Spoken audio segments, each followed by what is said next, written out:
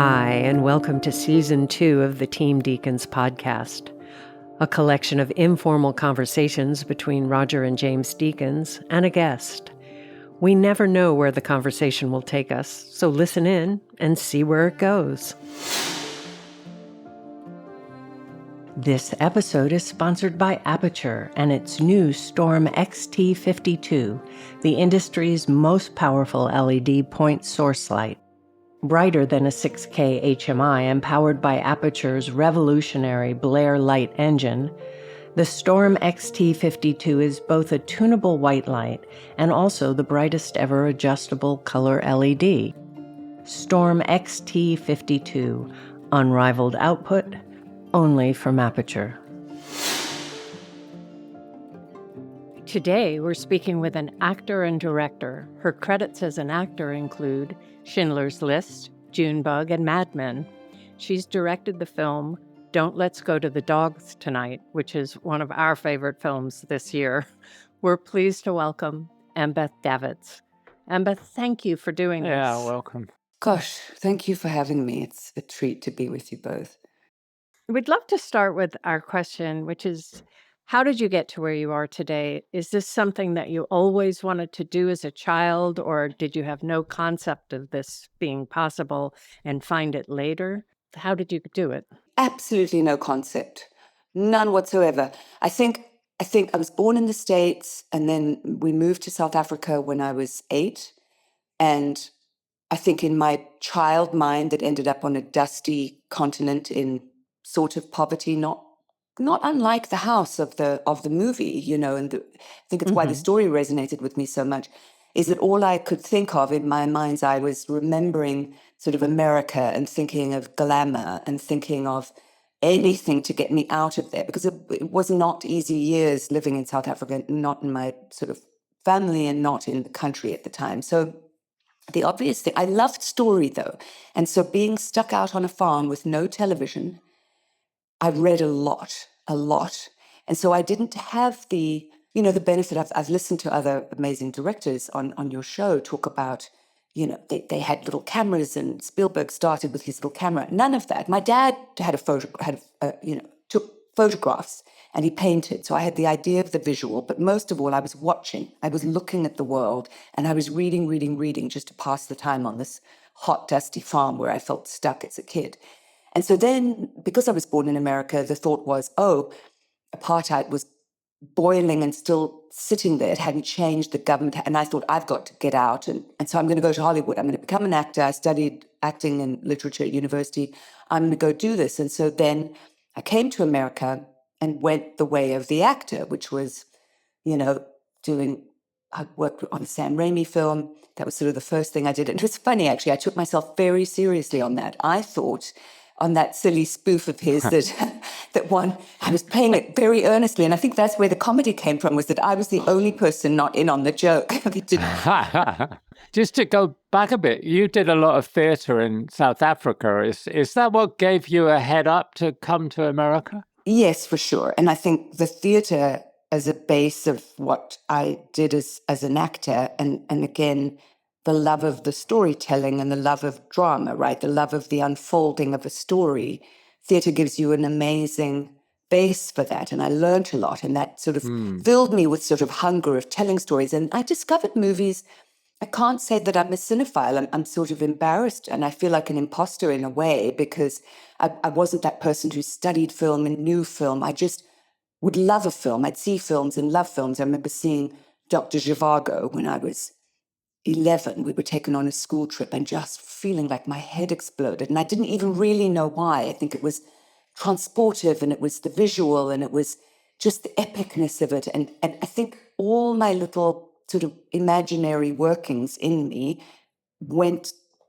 clung on to things like that. So theatre and lots of, good hard work in theatre and at university in theatre gave me a great background. Then I came here and did probably why I took myself so seriously on the Sam Raimi film, was I thought I'm playing this sort of maiden, and so I played it very seriously. But now looking back at it, that's what made it funny. And then,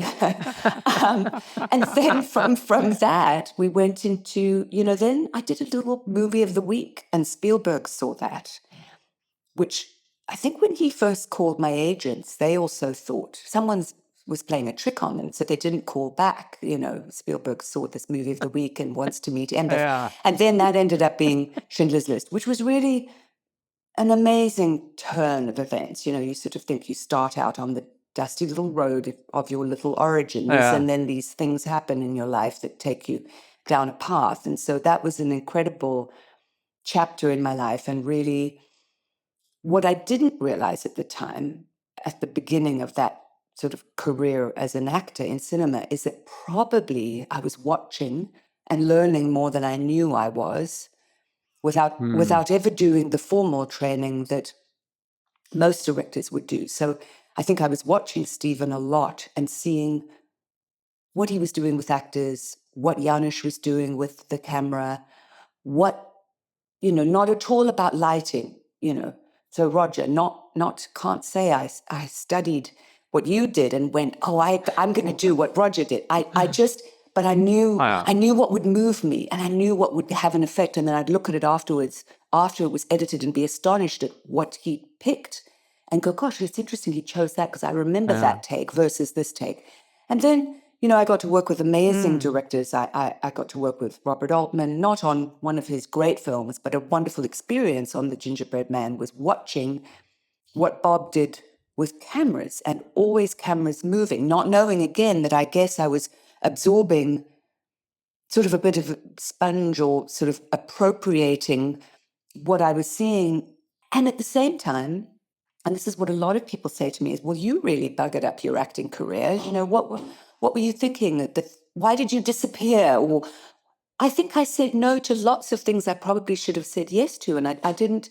I just thought, well, I don't see myself doing that. Or, and I think I thought at that moment in time, this is just going to always be this way. People are just going to keep sending this many scripts, whereas that doesn't happen. Yeah. You get older and things sort of dry up. But I also sort of have this idea that then you get sent down the path that you're kind of meant to go down. And the path got, less lush and less...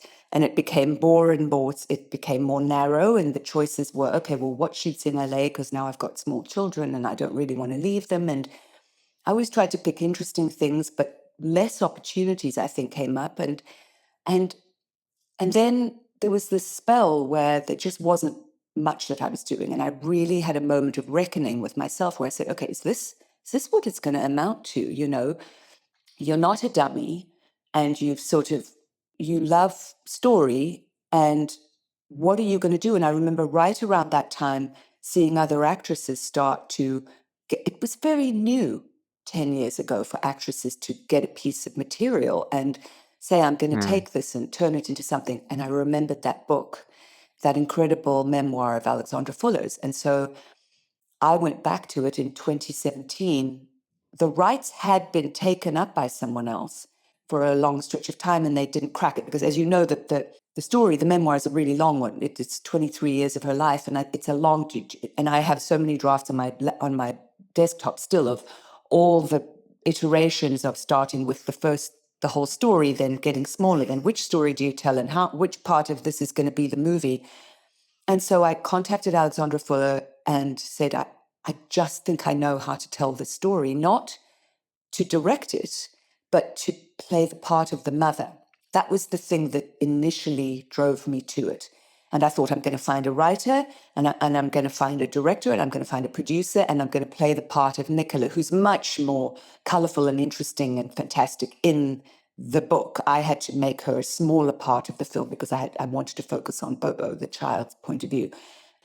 What was great about it is the writing. I couldn't find a writer. I couldn't find anyone who I think understood what the book was, or I talked to people or I couldn't afford a writer, really. So then I started tinkering with it. And what it gave me, it took a really long time. So again, it's slower typist than ever was, but me in history, typing very slowly, learning to write in final draft.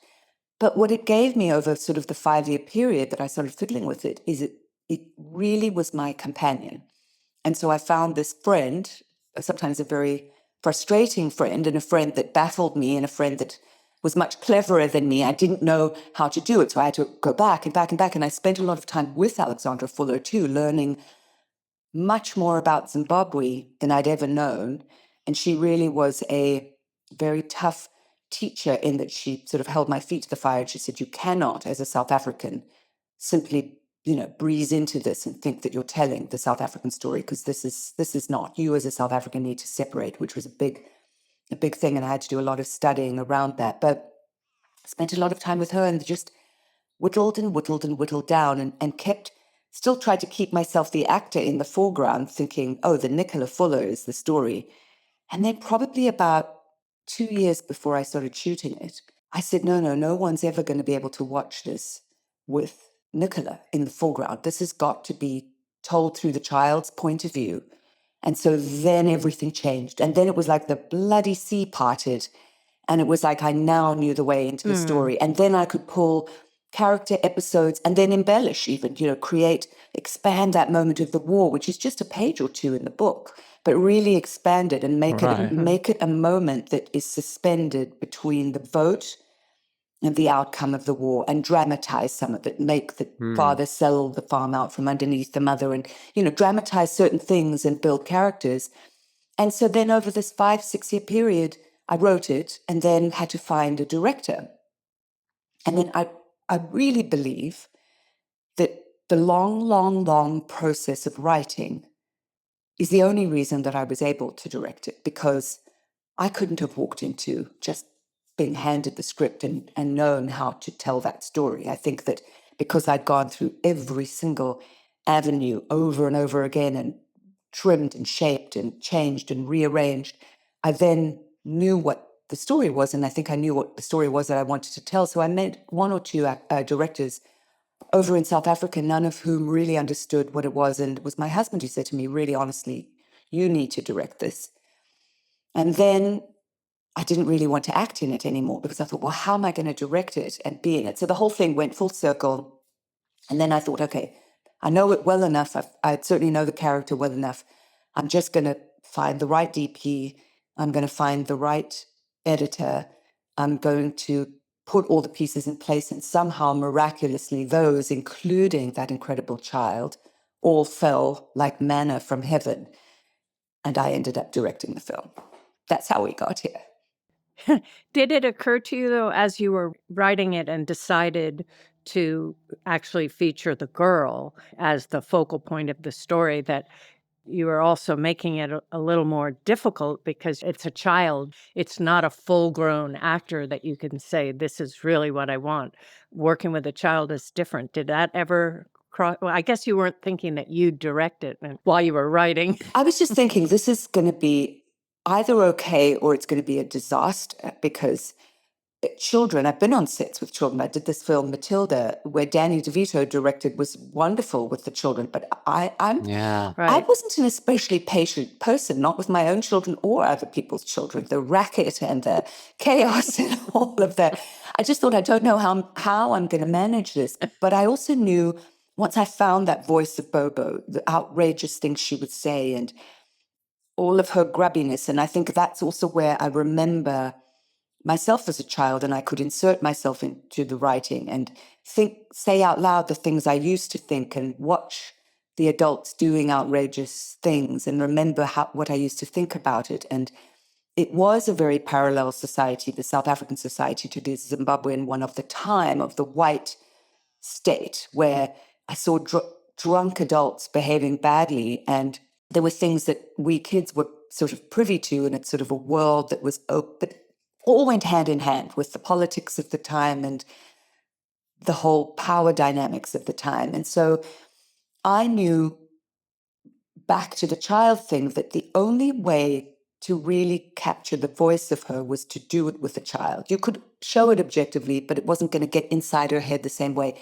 And it was just a big risk. And then I started the casting process. And I remember the first casting director that I hired sending lots of children who had done, lots of regional theater or local, watched too much Disney Channel, and this very performative acting thing coming through that I'm allergic to. And I was just like, this isn't right. I think we've got to find a kid who's never acted. And I said, we've got to go into remote areas and put up notices at schools and in local gyms and things. And we put out a Facebook post, actually, and it was that a neighbor of this child saw, or a cousin or something, and they said, we know a little girl. I said, I want a feral, dirty, wild little, unschooled, unself-conscious creature between the age of the sort of 6 and 8.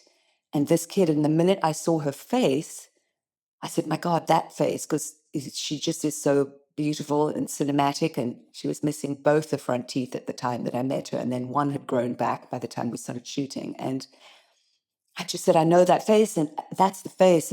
And I'll actually show you too in a bit. The crazy thing is she looks exactly like I looked at that age. When we're done, it's sort of uncanny. I wonder if I can do it while this is recording. I've got to hold this up to you. It sort of struck me, and that felt like kismet. I thought, okay, so in her and I, in this funny, and a lot of those things happened along the way of finding her. Okay, this is crazy. So there's her, right? There's sort of a film, a screen grab. There's me at the same age. Oh, no. Oh my gosh. Oh, wow. Oh, wow. But, yeah. So when I How much of you, apart from the look, is in there? Because, I mean, you went back to South Africa At 9, right? at 9 or 8.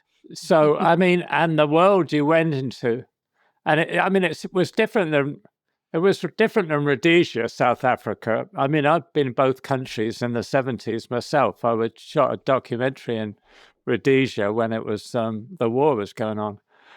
You know, it's slightly different, but how much of you, that whole delicate balance in the film about, you know, it's centered around a white character in Black Africa, the whole racial thing, but that slowly the girl's coming to realize how much she's actually been brainwashed. You know, it was such a parallel experience, you know, from living in a house with, you know, a lot of, I love my parents, but they were incredibly in their own youth, drinking and unconscious of really us as kids. You know, we were running wild and feral. We were popped straight into that power race dynamic. And because my parents had lived in South Africa, no one sort of at the time really said, listen, we're moving back to a country where it's really upside down and wrong, and you're going to experience this. We were just thrust into it, and that became our normal. So this power dynamic of me sort of bossing around the children on our farm, and we were on a dusty, dirty farm, and fairly sort of, even though my dad was an academic, he was, because of, I think, the alcohol, pretty disorganized and chaotic, and not well managed, and life not well managed. So that same sort of, our lives mirrored. I just remember being that same feral, dirty child, watching, bossing, judging. And then I remember going to university. It was late in life. It was as soon as I actually left Pretoria, where I grew up out in the boonies on that farm, that I walked into sort of much more critical thinking at university, where you were forced to go confront, what is this place that we're living in? So then it dawned on me. So I make Bobo in the movie learn it much earlier than I did in life. And I think Alexandra learned it probably, you know, she talks about so much about her sort of reckoning with race, that it's something that she came to later in life too. But it was a very parallel experience. And again, South Africa, Zimbabwe, very different. You know, the Zimbabwean war, as you know, was such a brutal, tough war, whereas South Africa had this much more simmering, kept the lid on until finally the shift happened, and it wasn't a bloody sort of revolution when it happened. But there was a lot that was similar. How was it? I want to go back to the film in a minute, but how was it going back to South Africa? Do you go back a lot? I mean, how do you feel going back to the country and to make the film there? Yeah, I went back, you know, I always went back every year because my family is still there, my parents and my brother, and I would take my children back. And again, somewhat the need or the call to make the film, and really what the film ended up becoming, versus starting out as a vanity project as an actress, was one thing. And then really what, over the years of writing it, what the film became to me was, what is it that I want? What is it that I see when I go back? What is it that I long for? What is it that I, as as a South African American person living in Los Angeles, what do I feel I'm separated from? And it's really that mythology that at the end I added, it wasn't in the book, where Sarah talks about the myth, and she says, in all our lives, we're separated, we're cursed with separation and loneliness and longing. And that's what I experience when I go back. And that's what I experience when I live here. I'm neither from here nor there. And I go back and I'm immediately filled up, immediately sort of the color and the voices and the people and the laughter and the sense of humor. You must have that when you go back to England and someone laughs at your jokes and they get it. And again, Yeah, right. where Strange on set when people don't realize you're being humorous and they think you're being rude. They stare at you blankly, and then you go, well, that fell flat, and then you move on. So South Africa fills me up, and it's always this impossible situation. And the film gave me such a great opportunity to keep going back, to work with the people again, with wonderful crew, such great crew over there, to examine that very soil that I'd always looked at, the color of that soil and the dust that settles on everything. And, the way that the radio sounds and the way that heat feels in an afternoon and all of those things. I got to go and plumb the depths of it and mine it and be an archaeologist with it and capture it in pictures. And so it was like this imperative. It was like some lifetime call that I stumbled on that path by saying, I want to act in that. And then it ended up being a world that I got to create, and kind of this sort of piece of my life that I got to sort of put in a jewel box, and that exists now. And I needed to do it. My soul needed it, and my creative soul needed it, that had sort of gone dormant for so long. So I got to go back and close a circle in a way. And how did you get it funded? You'll love this. So literally begging from certain people, bits and pieces at a time. So we ended up making it for about $1.2 million, which sounds like a lot of money. And in South Africa, it becomes much more money than it is here, But I took some of my own money. Then I took a job as an actor that, I was so relieved. It was a challenging thing, and it was a series that was shooting that got cancelled in the middle of the strike, when the strike happened in 2023, and I got paid really well on it. And so I took all that money, and that literally, I was like, I'm going to get a great DP, and I'm going to get a fantastic lens package with this. I'm putting this towards that.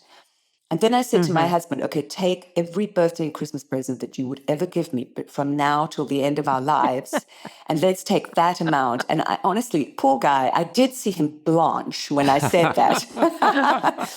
I said, think about it. I've spent 20-something years investing in the children, and I've stopped working, and I've done very little work. Think of my salary. What would you have paid me over the last? And it really was a terribly unfair question to put to him. And I just said, think of this as an investment in me, much like the children's education is or something. I just feel like I have to do it. And so he went out on a limb. So pretty much we got a tiny amount from sort of independent sources. The rest of it was me saying, I'm taking my money from this shoot. My husband saying, okay, there's nothing I can say to my wife, but yes, to her saying this, let's do this. And then we made it for that amount, and not knowing that we didn't go into it even thinking it would get any kind of a release. In my mind, I didn't think about that. I just thought, I'm going to make it, and it's going to exist as its own piece of something. And then Sony Picture Classics bought and released it, which has, I think by the end of the day, will probably break even. But that wasn't a thought. The thought was, this might be what we spend, and we might never get our money back, Yeah, the fact that it exists.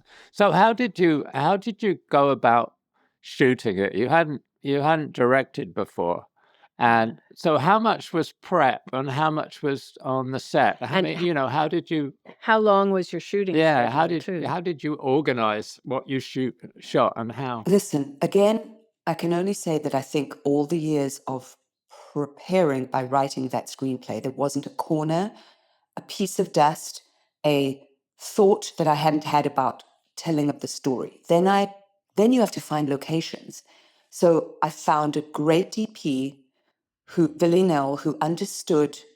Really, I had a lot of images from the 70s and 80s of Umtali, of Zimbabwe, of South Africa, of old farmhouses, of the time, even just pictures of people in sort of those bad old running shorts we all used to wear that had the white trim on them, like Bobo wears, I had a lot of photos to reference, and the light, the thing that I really wanted, I said, this has to be the anti out of Africa. I don't want this, Roger, I know you shot White Mischief. This is the anti-White Mischief. This isn't the beautiful. This is sort of the ugly. This is the underbelly of it, really. And so I had someone who I had this simpatico with. He just understood, and I just said, listen, I know what I want this to look like. What do you think? And he's the one who introduced me to these great lenses. He said these Tribe 7 Blackwings are going to give you this kind of vintage feel. I knew nothing about lenses other than the actor who would go, oh, they're putting the 100mm lens on. Okay, so let me get ready for my close-up, I mean, honestly, I think these guys were all really great that they took a chance on me in a way, because they must have thought, oh, God, here comes the actress now who's going to try and direct us. Although I did have the script and I think they could see that the script was solid. So Billy, though, and I got into this way of talking, and the prep, we had 6 weeks of prep, and then we had a 31-day shooting schedule. But the child we only had for 3 hours a day. So, oh my goodness, that was a whole other thing. So I'll talk about that in a second. But so the prep and so first of all, scouting. I knew areas of South Africa, and I said, I think these are places that are still intact that can double for Umtali at that time. I found that old farmhouse and knew every sort of corner of that piece of property, and I said, we can shoot the whole thing pretty much here. First, I was going to shoot it on my parents' tumble-down farmhouse where they still live. And at first, I was even I don't know what I was thinking of. We'll shoot this on an iPhone at my parents' house. But thank God it didn't end up that, because Sony Picture Classics would not have bought that. I'm glad you didn't. Yeah, me too. They wouldn't have bought that version of the film. So we found this little place just outside of Johannesburg that was it was once a set.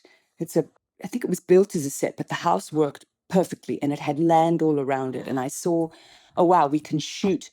There are places that are shady and quiet and then there's a place just around the corner where we can build this sort of village where Sarah and Jacob live. And we can light it. It had, it was always used for commercials or whatever. But it was on this piece of land that I thought, wow, I think we can. And the hills looked like the hills outside of where the family farm was. We had to shoot it in winter because that's suddenly when I found the child, everything came together and it was on your marks, get set, go. So, but that sort of very desaturated, that very sort of bleached look in a weird way worked, and some things we did in the color correction. But 6 weeks of prep, 31-day shoot, 3 hours a day with the child. But so much was done in that prep where I learned on we scouted, we picked this, and this. And then we did on the technical scout, the crash course, which would, Roger, make your hair stand on end, of how does somebody shoot something. And this is where, thank God for the many years of watching great directors and for the work on the script and for a good DP, I have my script with lots of arrows. And so then I'd say to Billy, okay, where's the camera going to go? We're going to put the camera here. These guys are going to be here. The horse is going to be there. So we'll shoot here and we'll shoot here. And weirdly, it sort of became a language that I learned very quickly. He lit it so beautifully. And he was very patient with me, because in that tech scout is when I needed to know, because I could not walk on. I already had imposter syndrome. I simply couldn't walk on a daily basis thinking, I wonder how we're going to do that today. So the tech scout, I drew all these little, it isn't what you'd call, what are those pictures? My brain is storyboarding. I didn't technically storyboard. I'd asked Ray Fiennes, actually, because he's directed. I said, did you storyboard? Because in the lead up to it, I was really worried about not having formal storyboards. And he said, well, I would draw little pictures. So on the tech scouts, in my script, I would make arrows. And I'm actually really glad I kept that script, because it sort of shows the process as I was learning. And then a lot of it is the accident that came up on the day of a moving child. And that was the other thing. I said, we've got to get cameras because Billy was operating one, and I said, we have to have 2 cameras. We've got to be in really close. Who knows what this kid's going to do? Who knows what the world out there is going to look like on the day? And so we've got to have these cameras able to move. And I didn't want that horrible seasick thing of cameras only moving, but I know we needed to have the option for that. So a lot of the setup of tech set me up to know where the camera would be and what we'd be looking at. And then I had a spectacular first AD who calculated exactly the angle of the sun. We'll be here shooting exteriors in tandem with Billy, because I didn't know about what the sunlight is going to do in that moment. But in these tech scout meetings, he then figured out we'll move inside when the sun is overhead, then we'll have the sun on that side of the thing to come back to exteriors. And we'll have the child for this many minutes, then she'll be gone, then we'll shoot the reverse. And I think one thing that helped me a lot from acting as well is I think it's the thing that somewhat put me off being an actor and made me go, well, no thanks to things I probably should have said yes to and continue to work on, was the tediousness of the master and then the bloody 2-shot and then the over the shoulders and then the close-up. And I thought once I met this little lightning in a bottle firecracker of a child, I thought we've got no chance of getting this kid to sit through that process, Right. you know. And so I said, we've really just got to be light on our feet. And interestingly enough, camera A was the one that roved and was always in close-up. I used a lot, almost more of that, I think, than even Billy's camera, which was camera B, which was sort of our more stabilizing, this is the image and setting us in time and space. But, you know, the child, and then there's the whole other thing, apart from just that was the technical shooting of it, was what am I doing with that child? And I've got a very detailed script that I've written in these scenes and the things that she needs to say. And so I saw very early on, I gave her a scene to learn, and it was a disaster because she started to do that child acting where she couldn't break out. Yeah. Bless her, she couldn't break out of what she'd learnt to do when she learnt it sing song. And so totally deconstructed that scene and rewrote it. And I just said, we've got to keep it loose. This is what we're doing, darling. And she was so wild and free and lovely. And she'd come in, her hair sticking up from the night before. And I said to her, Mum, don't brush her hair. Just keep it knotted and dirty and don't wash her feet. And she always walked around barefoot and just grubby up the face throat. And I kept it playful, which is so the opposite of what I ever did as an actor, other than maybe on Junebug, and it was such a lovely liberation in a way to have this creature in the middle of things who wasn't worried about her anything. She was just in the moment, and I'd throw lines at her. I'd say this, and she was an amazing mimic. She could mimic lines. She could, pitch perfect. So if ever there was acting, thank God for the edit room, because that's a whole other thing. I got to cut that stuff out, but I could catch her.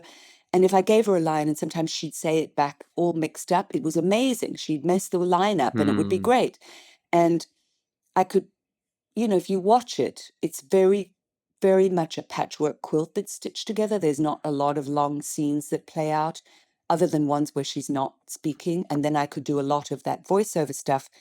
Literally, we sat face to face in a recording studio with me saying, Mum says we mustn't come creeping into her room at night. And she'd repeat it exactly. And then then I could stitch that together, because people said, well, how did you get a 7-year-old to do it? She's just a naturally free 7-year-old, but I did it by making her not act. I think that was the secret. When can I ask, when did you decide on the voiceover? Because the opening of the film is a wonderful shot. Yes. I mean, you're implying it's all sort of grabbed or you're kind of doing it on the day, but the opening shot is very specific. From the mother's bedroom to the Bobo's bedroom, and the voiceover tells you exactly about where we are. So it's very, very succinct. But a lot of people say voiceover is a lazy sort of solution, which is really weird when you think of Badlands or the assassination of Jesse James, which I personally quite like. Both of which I thought about, believe me, and actually watched in the lead up to it, because this was a big debate. It was all there in the script. And again, as an actor, I've been on those sets where the script is not ready and then you are really in trouble, because the minute you say on your marks, get set, go, and start shooting, if you don't have things wrapped up, as a first-time director, we would have been up a creek so badly. So the narration was in there exactly. I even have that first scene, night, camera moves in, because I wanted to imply that someone was walking into the house and that the child wakes up from a dream. It's line for line exactly what I had written. And I remember sending it to a friend, a very experienced, well-known actor, who said, you don't need the voiceover. And I said, you're wrong. I need the voiceover because I have to set up this world. And also, I'm going to have a 7-year-old. And if I don't have voiceover, what happens if it's a mess when I get there? I've got to use the voiceover. So really, it was all in place, and it was deliberate. And I did remember thinking, shit, is this a cop-out? Am I really copping out by doing narration? But I think it was the only way to get inside her head, and I think it was the only way. Right away. Yeah.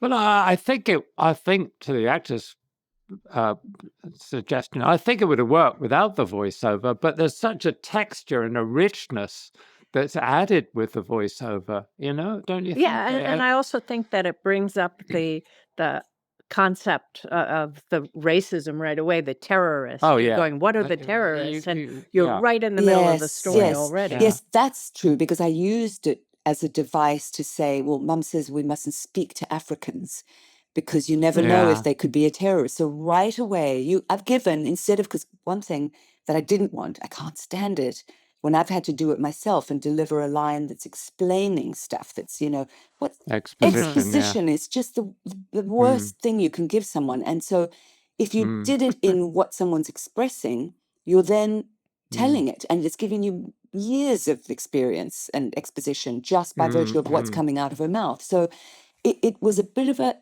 lazy trick or not, we could have shot it, but I think getting inside her head, especially because I also wanted the things from her point of view, her inner thoughts. Some of them I found funny. Some people, listen, it's not a laugh out loud comedy, but there's certainly funny things that she says that I could put in there, and so it gives also that salty sort of Rhodesian of the time thing, the racism, the bigotry, the thoughts about mum and dad moving furniture around and what are they doing in there, and And it was great because she has such a great face that she's saying these terrible things, but you're seeing a tight shot of her face, and you actually have hope that she'll get past this. I mean, you don't think she's going to grow up like them. Certainly the last shot where you're in the car and you're looking back at Sarah standing there on the bus stop, and you kind of realize that the connection between the Bobo and the maid was there. That was what she was leaving. She didn't really care about the rest of it. She cared about that black woman. That's it. And it's funny because that I came to quite near the end of the writing process. Originally, I had her in the car looking back, and it was turn around. If you love me, turn around. And then I played with different things. Sarah doesn't turn around, and you just watch her retreating. That could have been one ending. Sarah does turn around. Oh, she does love me. And then I remember this sort of would happen, is that sort of go away, and it's why it's good it took as long as it did. And then it's like something would settle into the sediment of my aging brain and then appear. In the morning, I'd wake up and go and sit down. I went, what if there was something that elevated us out of this? And I thought, oh my God, it's this idea that what she looks back at, especially sort of that theme of the Queen going throughout, and the theme of fantasy, and the theme of sort of even me myself. What did I dream of? What do I see when I look back at Africa? That it was all in that moment, and deliberately none of the other members of the family look back. They're all looking forward or glumly out the side, and immediately there's no hope for them, but it's in the child, it's again in her face, it's the last thing that she looks back and sees that, and there's the hope. Yeah. There's also you don't there's very little exposition, but you know where you are because you keep referring to the political situation on the television, but it's really nicely done because it's like there, and sometimes Bobo's aware of it and we're aware of it, and sometimes it's just so background, but you want to know more because it's like, wow, that's so interesting what's going on. Yeah, so what happened with that is I always thought I'll have a radio going because that's in the book. Remember, the mum's always got BBC on Yes. with the wires tied up in the trees and stuff, and I loved that. So I thought, okay, if you have that. And then I began to realize no one other than Zimbabweans and the odd English person who's been to Zimbabwe or South Africans are going to know what this is about. So then I thought, let's expand the radio. Let's expand radio into elections.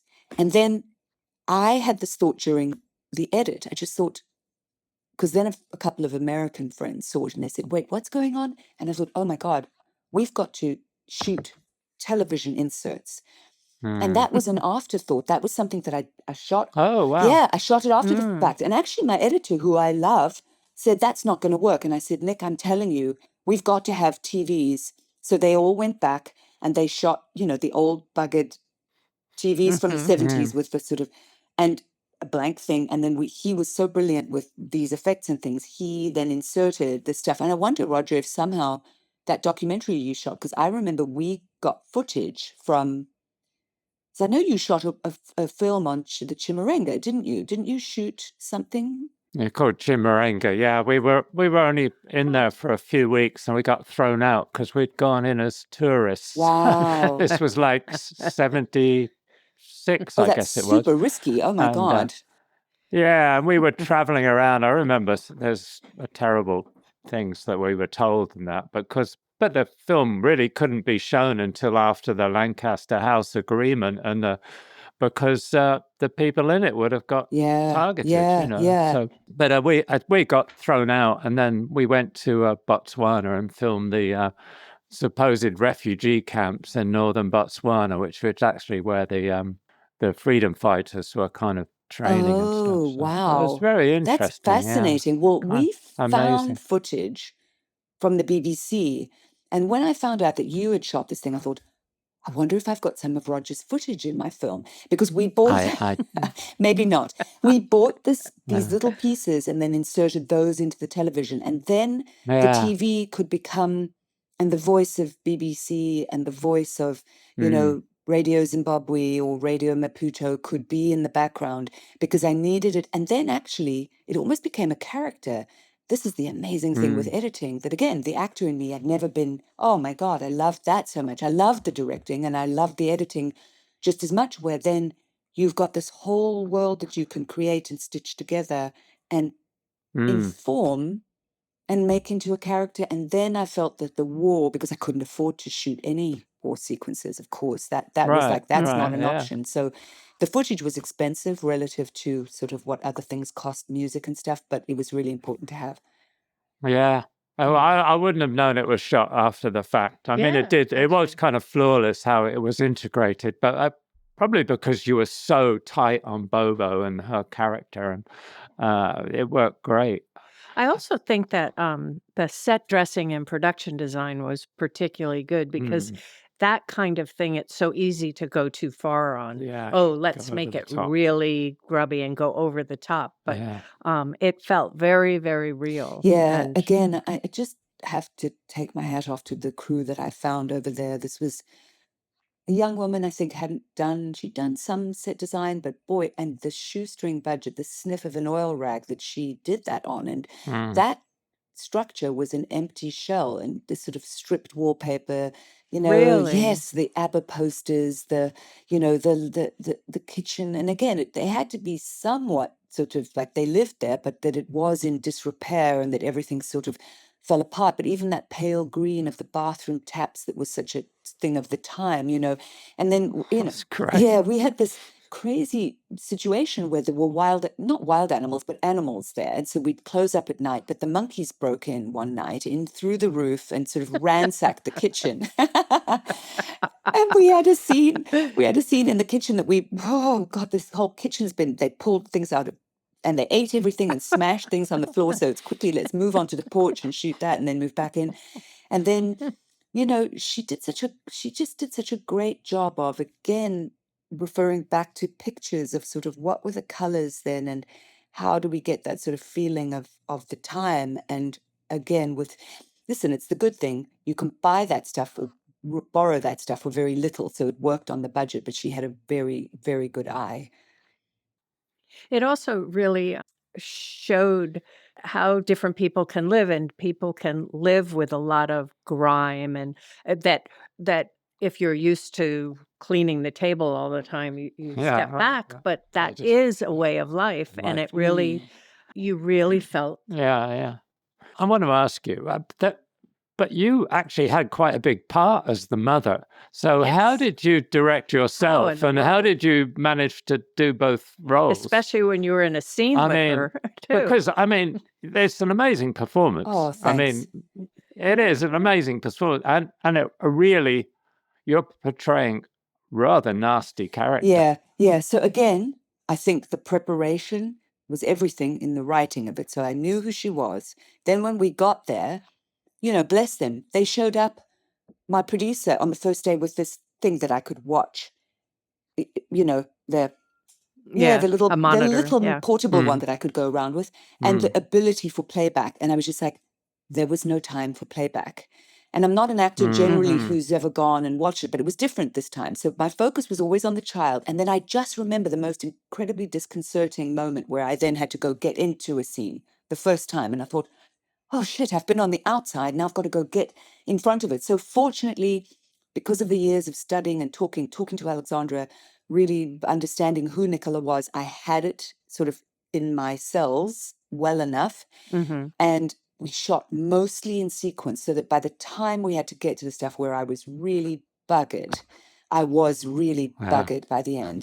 This was all right. I was as tired and strung out, and had gotten into a pattern of terrible sleeping, of sort of waking up at 3 a.m. and thinking, because I didn't even have time to watch dailies. There was no time. I just thought, I think we're getting it. Billy would say, I was like, were we in focus on me? Yes, you're in focus. Did I feel like I got to the place that I should have in this emotional scene? Yes. Okay, then let's move on. There was no time to watch it back because I needed to get back to the kid or to shoot something else. So in a funny way, I've always relied on directors. And I think probably if I'd had a director, I might have liked my own performance better. But there's something to be said for not overthinking your bloody performance sometimes, especially. Absolutely. There's just something about, I think, with the times where I've thought, oh, I'm going to plan this really well and do it. I've hated what I've done. So there's something about just in the whole spirit of the way that it was. I knew it well within me. I knew what the scene needed to be, and I could just go and do it once, twice. Were we in focus? Move on, and hope that it was okay. And I was somewhat frustrated when I got to the editing room, wishing that I had more options or that I'd done more takes sometimes, but I sort of felt embarrassed about asking for more takes. I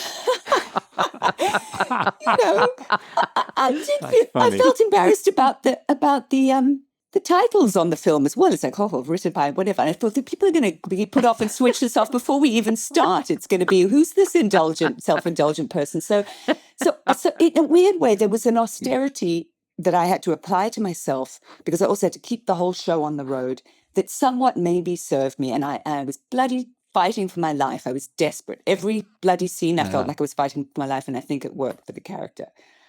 Yeah. Do you think there's on film sets now, there's the playback, and often a director is watching every take back before they do another take. Do you find as an actor that's really stultifying? Yeah. As a cinematographer, I find it crazy myself. It's absolutely terrible to slow the momentum down, especially, and again, with the most, spontaneous little creatures sitting there, and the clock ticking, right? So there was never the time to, let's watch this while she's sitting there. And she loved watching herself on the monitor. So then she'd come in with that sort of nest of hair, and I'd be, only if there was once she looked into the lens. There was one, because we used Steadicam a couple of times. I met my nemesis with a Steadicam, by the way. I'll tell you about that in a second. Don't any new filmmaker think you know anything about filmmaking with the Steadicam, because you really don't. So, but it just slows down the momentum, and I think it gives, unless there's an actor. Listen, a lot of actors have different processes and they go about it a different way. But for me, it just always felt like it would slow down, especially anything that you're just getting to the matter of it. And if you reset quickly and do another take, there you're getting into something. Whereas if you stop it, you're starting all over again. And so we didn't have the time or the money or the hours in the day to do it. But yeah, the Steadicam. So Yes, the Steadicam. I had this idea. I thought, oh, that's a really easy way of shooting stuff. So we're going to use the Steadicam, and this chap was a really great operator because I'd actually seen a film that he'd made, and I saw a fantastic sequence by another South African filmmaker. There was a party scene that wove through a house and was so wonderful. And I thought, gosh, we're going to do it that night in the bar, one of the bar scenes.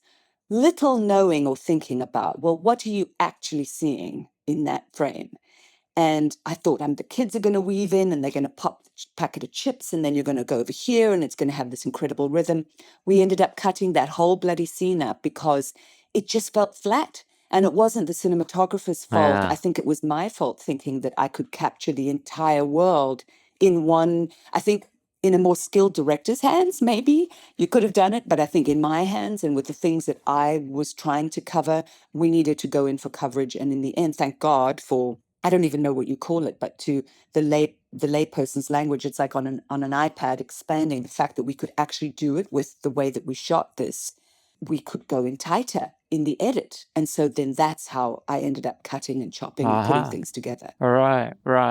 Yeah, when Steadicam was first kind of invented, some directors would think, oh, we'll just put it on the Steadicam and we'll find the shot. And I mean, it's like a real, talk about sloppy, lazy filmmaking. It doesn't allow you to be thinking about the rhythm, rhythm of the film is going to be. Yeah. And I did feel that your film really flowed well and had a real rhythm to it, which helps you get into a film and stop thinking it's a film. It's so... Thank you. And it's so funny that you say that because what those Steadicam, the first time I saw those Steadicam things, I thought, we're sunk. This sunk like a stone. The energy of the scene sank like a stone, and not the operator's fault, but I, the director, trying to move a ton of things around. So the cutting it up and being able to regulate what the rhythm of those scenes were was much more effective for me. And if you had a larger budget, how different would it be? What would you have done differently? Because in a way, there's something about you're not having a large budget that to me is very strong because it's only about the story and nothing else. And it's so much about the kids. That's such a great question. And to be honest, not a whole hell of a lot. The only thing I might have done is been able to put my crew up in nicer accommodation.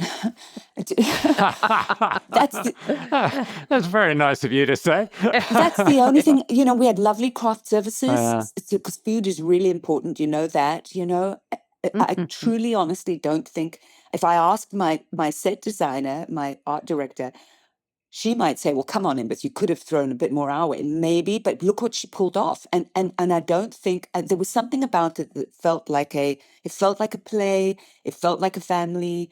There was none of this, there were no bells and whistles. Do you know what? One thing, and God bless people still sort of trying to do this with sort of so little money, is that the sound guys had such rudimentary things, the mic packs and things that you put on your body. The little girl was wearing literally a fanny pack, those sort of things that travelers wear with their wallet in, under her shorts. And I had something that I sort of was tying around my leg. And I said, is there a sound supply store here somewhere? And we sent somebody with my credit card to go and buy proper leg mic packs and waist packs. So to things like that, but we could afford it. So really, honestly, I don't know what I would do again on another film. I'd be scared to not have a tight budget in a weird way, because it sort of forces you into some economy of filming that this gave us. Yeah. Bob Rafelson said to me, beware of having everything you want, because then you don't really, you don't experiment, you don't push yourself. Yeah, we were pushed to the limit. I mean, the sleep disorder that developed, I think, over the duration of the shoot, which fortunately has righted itself now, was that pushing. Yeah, but it was that pushing to the limit. And I think it was pushing myself to because I'd been in a very relaxed state for probably the 10 years prior to making the film, it really put me on the edge, and it really showed me, you can do stuff when you have very little. After we saw the film, we immediately looked you up to see what else you had directed, and we could not believe this was your first directing. I mean, it did not feel like a first-time director at all. Oh, that's really nice. Thank you. Thank you. That has to be the work on the screenplay that, would have, and if anybody had backed money on me, if I was a horse and they were saying we're going to have this person ride in with the script on time, they would have lost their money over and over and over again. So thank God I had all the years to prepare, because I think that's what helped direct it for the first time, And I think that's a really good point to make, because so many movies recently, they go on and they say, well, the script isn't finished yet, but by the time we get there, it will be finished. And it never works out right. Because the stress of actually shooting does not allow you to think that much about structure and writing. Be objective about it. Yeah, objective. Right? Yeah, and even set up, walking onto a set every day. What do I want this to be?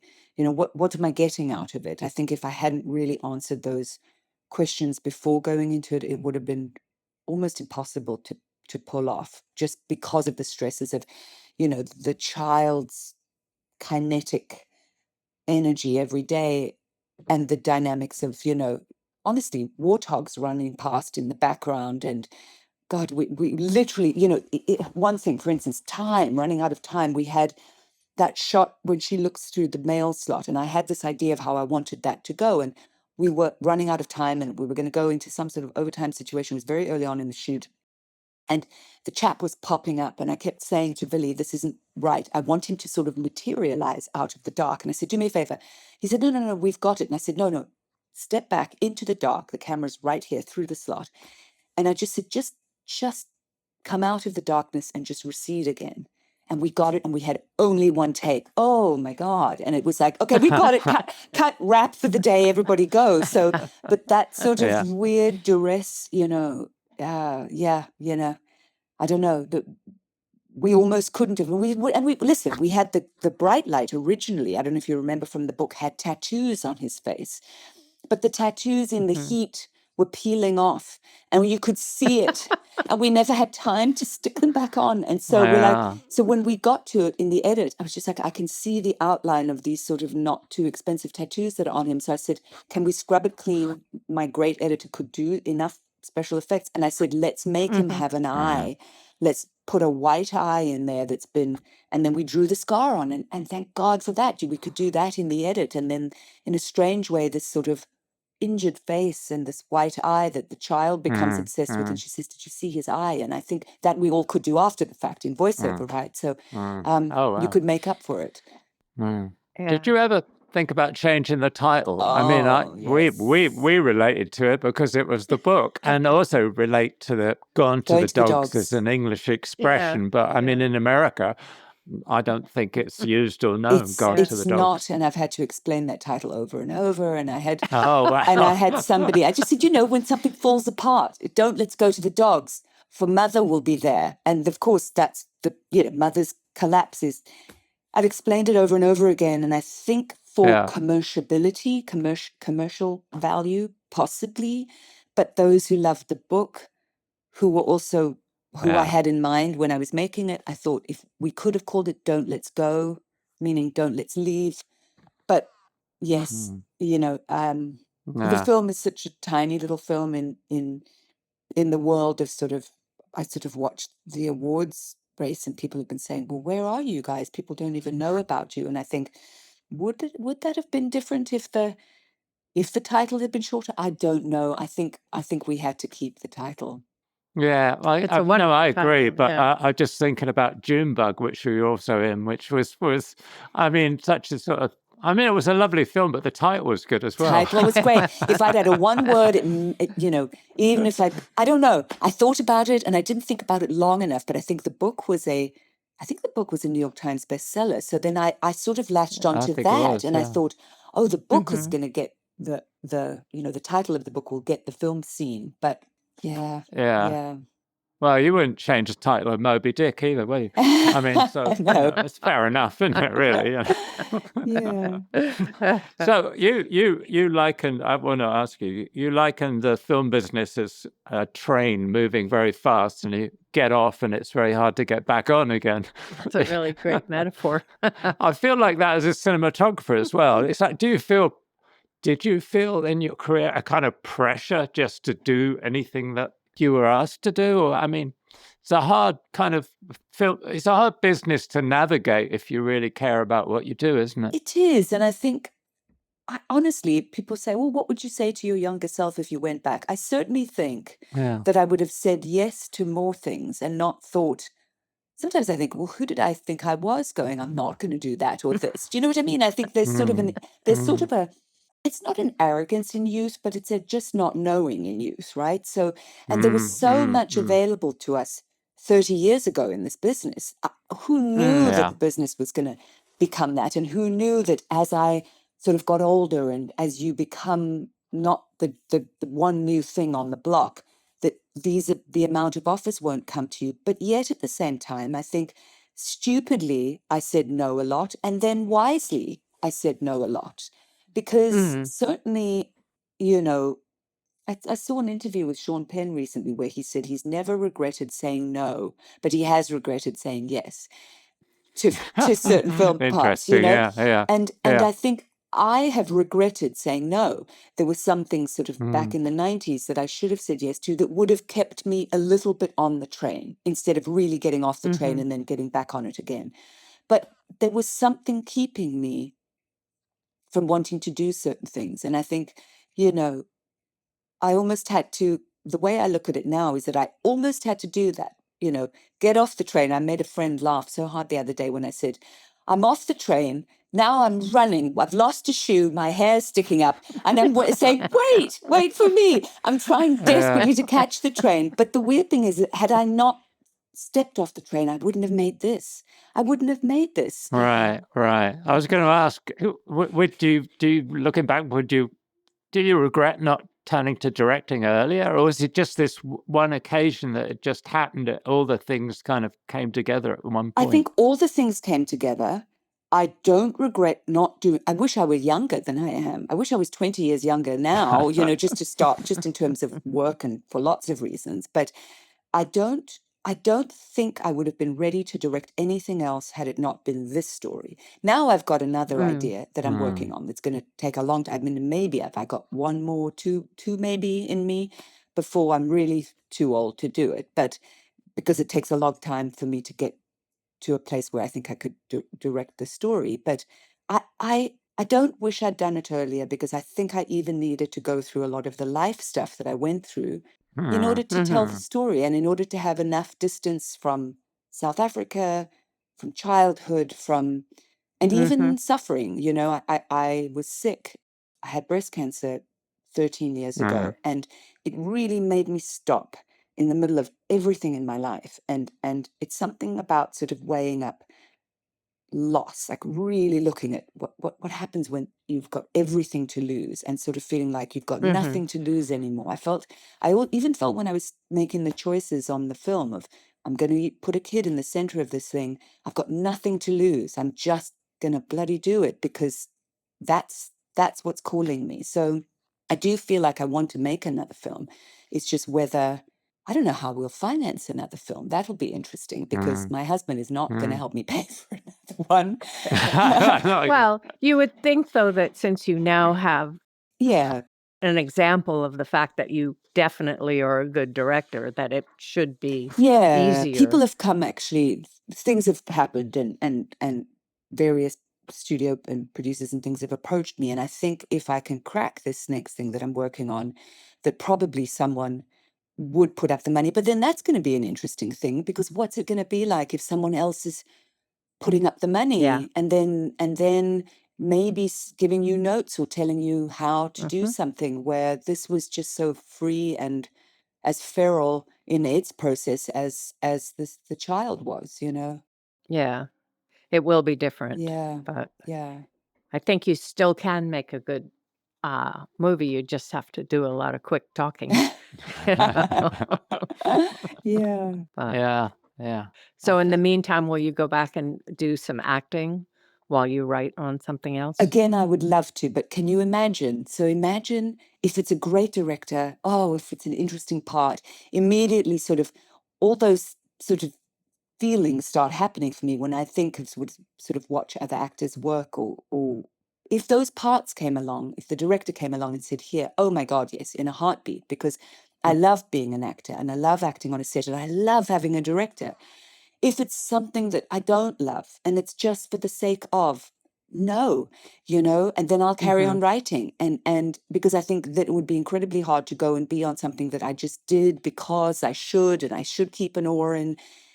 Then I'm going to be miserable and wish that I was actually writing or not doing anything at all, working in my garden, And also, I would think it would be very frustrating having directed yourself to be on a set with a director that's not very good and thinking, oh, he should be doing this or she should be doing that. Yeah. I want to go back, maybe, but this is just something I wanted to ask you. We usually ask actors, how do you, as an actor, do you like the way you directed your film? As an actor, the free style, the free flowing that you did with Bobo, or do you like working for storyboards? I noticed you did a film with M. Night, for instance, who we've worked with, and he's so precise on his shots. And we tried it on The Village to change something on the day, but you couldn't because it was not storyboarded that way. Yeah. How do you like to work on a set? Yeah, it's so funny as an actor. Well, did I like how I directed my actors? Yes and no. I love how I directed the little one. I feel that all the adults got a little bit shafted in the process because so much of my attention went to her. So I sort of wish I had more time with them. But I did love working with those actors and being able to, I suppose, give them what I felt at times I wasn't given. And I remember when I met Knight walking in, and he had a living room full of storyboards. He had every scene storyboarded. And I think I prefer my way. Sorry, Knight, if you hear this. Because I think that there's room then, there's an opening then for what might come up. A fly landed on my nose in a scene, we could keep that, or the child did something, or the dogs, the variable of the dogs. And on the day, for instance, that scene that I shot with the child under the table, where where the farm gets sold and the mum has I'd already, we had done our technical recce months, weeks before. And by now I was quite experienced in working with a kid. This was quite near the end of the shoot.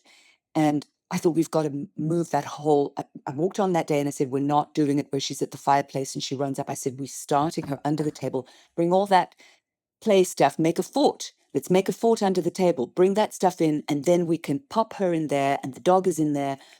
So I think a storyboard would have hindered moments like that where, and in a weird way, that helped me because it was a far more static placement of cameras and things. And I didn't, even when all that screaming and yelling was going on, I could shoot everything. I could shoot the parents' feet and I could shoot it so that it was her observing it. And I also brought her in and I did one take with her. She didn't know what she was coming into that day. She didn't know there was going to be a big argument. And so all those things on her face where she's almost, and it's surprising, what does a child do when two adults actually start screaming like that? She almost smiles at one moment and then she sort of looks away and then she looks back. And so I had all these fantastic, really original responses. So I just think for me, and maybe because I'm not as technically, versed in cinema, that storyboards, I needed to have some basic outlines. But I think for me, this looser way of doing things is serves somebody who's somewhere in between. And as an actor, I'm somewhere in between probably because, Altman could be really loose, too loose. And then you sort of can feel like you're drowning a little bit and you're like, really like, where am I going? Where are the parameters of this thing? Whereas Night was very specific and it's got to be this small. Somewhere in between is a good place for an actor. Yeah, it's like, but it's also, I kind of think it's great to have storyboards, but it's great to be able to ignore them on the day. Yeah. If something comes up, like you say, putting Bobo under the table or something, an idea comes that, but it comes out of the preparation you've done and the thought you've given over the script and what's the key element to that scene. That scene that you're trying to bring out. Yeah. And I mean, imagining the visualizing of it. I mean, Roger, that's probably where your brain lives, right? You look at something in a story and you know right away, this is how I'm going to do it. It's not something really that came naturally to me. Words come naturally to me, right? So reading and imagining from words. But this was such a revelation to sort of walk in and go, well, how do you think when you're looking at what is the audience seeing, And so had I think, put down storyboards, even knowing what my locations were, I think I would have limited the choices that I had on the day. Yeah. Interesting. Yeah. Because you basically did the prep by talking about what the shots could be. So you've done what some other people use storyboards for, but you didn't have that kind of limitation of a picture. Yeah. It was the arrows, it was my dots and arrows. One camera here, then camera here, then I could sort of go and stand here and pretend. But yeah. And again, what the heck would storyboards have done if with me leaping in front of the lens, when we turned around, I think, I think I could have gotten in trouble. I won't do that again, though. I'm not going to act in something that I direct again. I won't do that to myself again. I think that was it was too hard. Well, it's a real luxury too, not to have to be in front of the camera while you're directing. Yeah. I don't know. It worked. No. Thank you. One way or another, it worked, suffering or not. Yeah, lots of suffering. Yeah. You did a really great film. Great. I mean, we loved it. Thank you. Great. It's so good to hear that. Thank you. It just really, you know, when you've really poured everything into something, it's just so fantastic when you hear that back from people whose work you admire. It's just wonderful. Thank you. Thank you. Yeah. I mean, it really does use what the magic of movies is to tell the story. It's not all in dialogue. There's some really wonderful images that kind of get you, and it gets into this little girl's head, which is really what you want in a movie. You want to experience somebody else's experience. So you did well. Thank you. So we want you to do it again. Yes. Do another movie. Okay. It'll take about 5 years to write it, but I've started at least. I have started. That's good. Wow, good. Good. Well, good luck with that. And thank you so much for this. doing Thank this. you. And talking with us. Thanks. This was lovely. Pleasure. Thanks so much. If you'd like to sponsor the Team Deakins podcast, let us know at pod@teamdeakins.com. Thanks for listening. If you want more information and further discussion, check out the forums at www.rogerdeakins.com. Becoming a member is free, and you can ask follow-up questions there. And be sure to subscribe to the podcast for more new questions and topics. Also, check us out on Instagram at team.deakins. See you next time.